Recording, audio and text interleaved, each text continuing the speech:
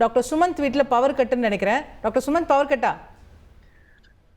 காலை முதல்ல 9 மணிக்கு போன பவர் நடுவுல ஒரு 11 மணிக்கு ஒரு 1 ஹவர் வந்துச்சு. ஓகே. அதுக்கப்புறம் திருப்பியும் 12, 12:15 1 மணிக்குள்ள போயிடுச்சு. சரி. இது வரைக்கும் வரல.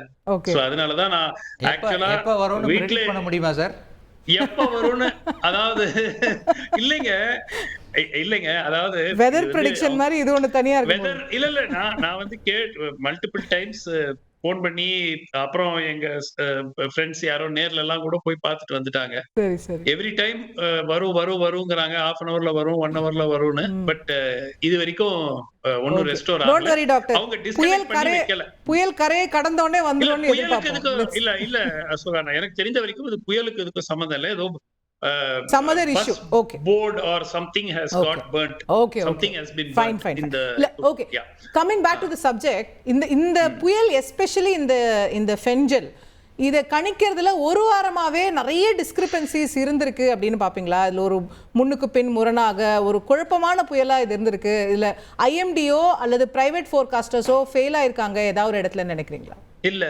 இல்ல ஃபர்ஸ்ட் ஆஃப் ஆல் பல்வேறு இந்த ஃபோர்காஸ்டிங் மாடல்ஸ் இருக்கு இல்லையா, அந்த மாடல்ஸுக்குள்ளேயே டிஃபரன்ஸ் ஆஃப் ஒப்பீனியன் இந்த புயலுக்கு இருந்திருக்கு. சோ அதாவது இவங்க வந்து அவங்களுடைய அனுபவத்துல மட்டும் ஃபோர்காஸ்ட் பண்றது இல்ல, அவங்க அந்த மாடல்ஸ பாக்குறாங்க. மாடல்ஸ் என்ன சொல்லுது, அப்புறம் பல மாடல்ஸ கம்பேர் பண்ணி கன்சென்சஸ்னு ஒண்ணு வரும். எது ஒரு 4 மாடல் இருந்துச்சுன்னா 3 மாடல் ஒரு விஷயம் சொன்னாங்கன்னா ஒரே விஷயம்னா ஓகே, அது சான்சஸ் ஆஃப் மோர் அப்படிங்கிற பேசிஸ்ல அவங்க பண்ணுவாங்க. சோ அதனால இந்த வாட்டி இந்த ஃபெங்கல் புயலை பொறுத்த வரைக்கும் models, but I want to comment 1 or 2 people particularly. இந்த திரு ராஜா ராமசாமின்னு ஒருத்தர் சென்னை வெதர் அப்படின்னு அவரு போட்காஸ்ட் பண்ணிட்டு இருக்காரு. Through out today he was on spaces almost through out the day. And எந்த விதமான ஒரு பேனிக்கும் கொடுக்காம அட் த சேம் டைம் ஒரு ரியலிஸ்டிக் பிக்சரையும் கொடுத்துட்டு இருந்தார். சோ தேர் ஆர் பீப்புள், என்ன நமக்கு என்னன்னா we get carried away by 1 or 2 people and we go and think that whatever they are saying is true. In fact this இல்ல அதுதானே இப்போ மக்களுக்கும் ப்ராப்ளமா இருக்கு. இப்போ இன்னைக்கு இருக்கிற ஏஜ்ல there is over information இல்லையா? இப்போ வெதர் ப்ரெடிக்ஷன் செய்யறதுக்கு மட்டும் ஒரு 10-12 பேர் இருக்காங்க. அது தவிர ஐஎம்டி இருக்குது. இப்போ ஒருத்தர் ஒண்ணு சொல்லும்போது நமக்கு குழப்பம் ஏற்படுது.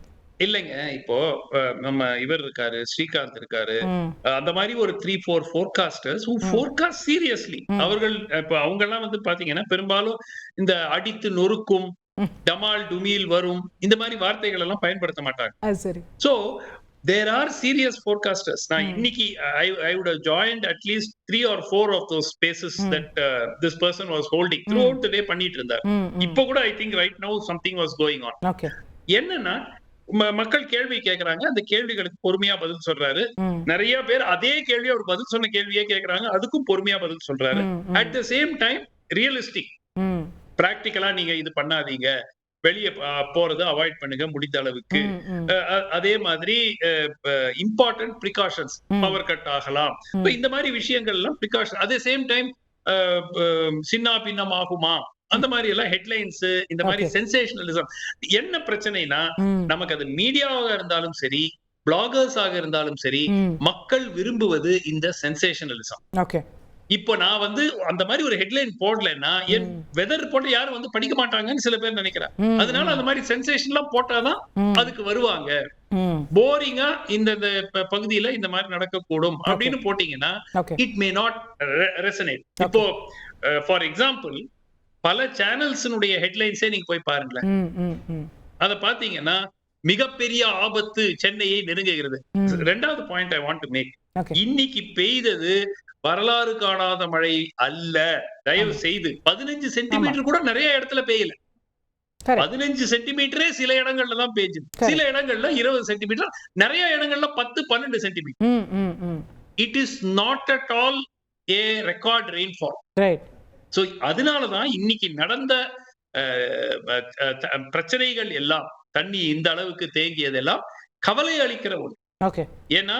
ஏன்னா 10 சென்டிமீட்டர் இருக்கும் 12, அதுவும் 12 மணி நேரத்துல. It did not rain in 4 hours. of course 3:30 மணிக்கு காலையில ஆரம்பிச்சு 9 வரைக்கும் கிட்டத்தட்ட ஒரு 7-8 சென்டிமீட்டர், அதுக்கப்புறம் ஒரு 6 சென்டிமீட்டர் 5 சென்டிமீட்டர், கரெக்டா?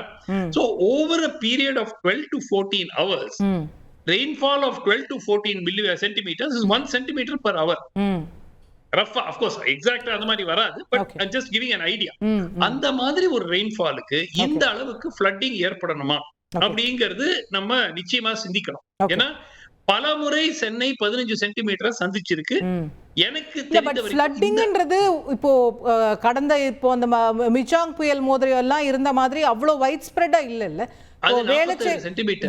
இப்ப கொஞ்ச நேரம் முன்னாடி வேளச்சேரியில இருந்து வந்து ஒரு பெண்மணி பேசுறாங்க, எங்களுக்கெல்லாம் தண்ணி நிக்கல, நாங்க பீச்ல வேடிக்கை பார்க்க வந்திருக்கோம்னு சொல்றாங்க. So there are parts where the drainage system has worked.